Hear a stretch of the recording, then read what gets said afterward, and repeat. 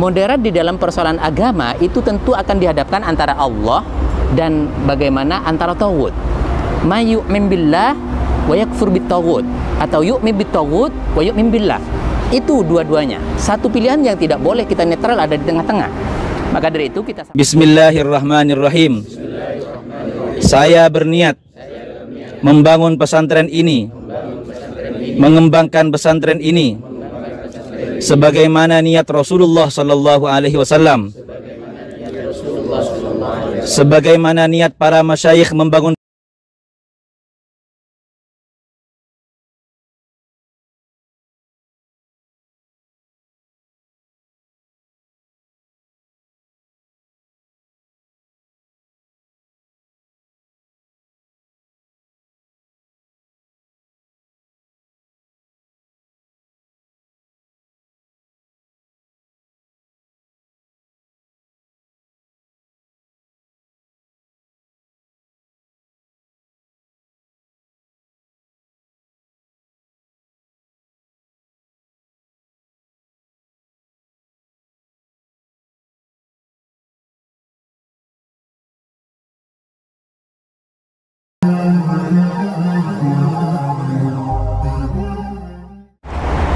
Assalamualaikum warahmatullahi wabarakatuh. Sahabat kaum muslimin, subscriber channel Benteng Akidah dimanapun Anda berada.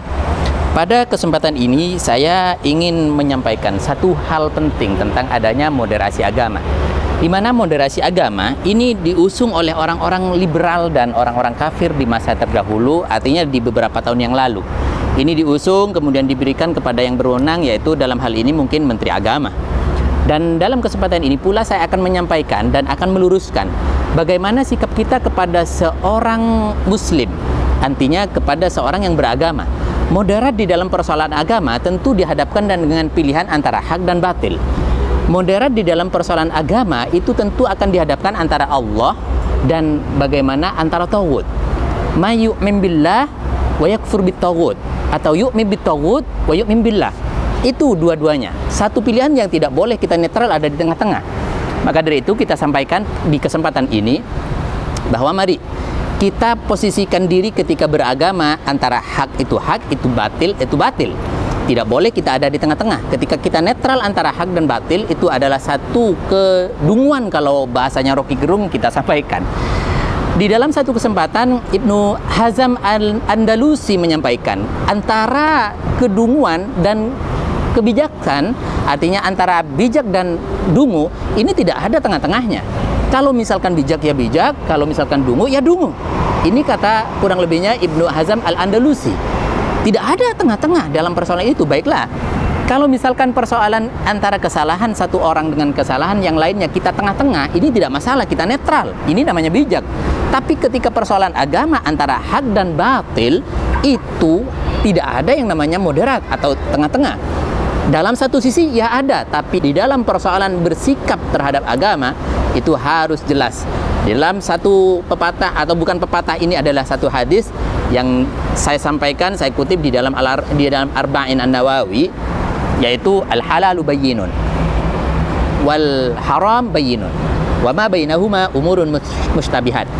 Jadi halal itu jelas, ada kriterianya, ada batasan-batasannya. Kemudian haram itu juga jelas, ada kriterianya, ada koridornya, ada batasan-batasannya. Ini dalam persoalan hukum. Jadi halal iya, haram juga jelas iya. Di tengah-tengah umurun mustabihat adalah perkara yang syubhat. Perkara syubhat dalam persoalan agama itu haram, tidak boleh. Maka saya sampaikan sekali lagi, dan saya perlu luruskan hari ini, bahwa jebakan orang-orang liberal itu sangat cerdik, dan jebakan orang-orang kafir itu sangat luar biasa, dan selamanya akan terus bermain semacam ini. Ini terjadi di masa Nabi Musa, kemudian di masa Nabi Allah Rasulullah Sallallahu Alaihi Wasallam Muhammad ibni Abdullah. Ini adalah salah satu hal yang harus kita tegaskan hari ini, bahwa moderat di dalam persoalan agama itu di satu sisi tidak penting, artinya bahkan berbahaya terhadap akidah kita.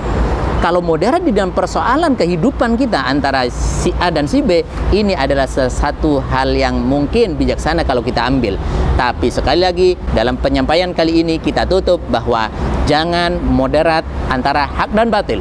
Jangan moderat antara Allah dan tauhid. Jangan moderat antara halal dan haram. Maka ketika netral moderat antara Allah dan tauhid, antara hak dan batil, antara halal dan haram, sama saja Anda menjerumuskan diri di dalam keharaman, kebatilan, dan kekufuran kepada Allah Subhanahu wa taala. Jaga agama kita, jaga anak cucu kita punya akidah, punya agama, ajarkan sekuat mungkin sebagai dasar dan pijakan sebelum melangkah jauh di dalam kehidupan ini sehingga selamat dunia akhirat. Jazakumullah khairan. Assalamualaikum warahmatullahi wabarakatuh.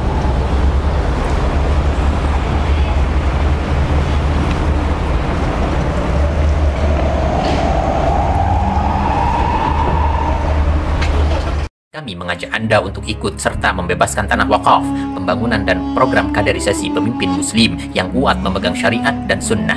Yakinlah bahwa janji balasan Allah tidak terkira dalam perhitungan manusia. Salah satu janji Allah dalam Al-Quran, وَمَا أَنْفَقْتُم مِّن شَيْءٍ فَهُوَ يُخْلِفُهُ وَهُوَ خَيْرُ الرَّازِقِينَ. Dan apa saja yang kamu infakkan, Allah akan menggantinya, dan dialah pemberi rezeki yang terbaik. Rasulullah juga menyerukan dengan sabdanya, "Anfiq ya Bilal, wala takhsha min dzil arsy iqlala." Berinfaklah wahai Bilal, jangan takut dipersedikit hartamu oleh zat yang memiliki arsy. Pondok Pesantren Syariah Al-Jalil, program tahfidz hadis Al-Quran, penanaman akidah yang kuat dalam rangka kaderisasi pemimpin muslim yang siap terjun di tengah masyarakat, membentengi akidah mereka, serta membela agama dan syariat.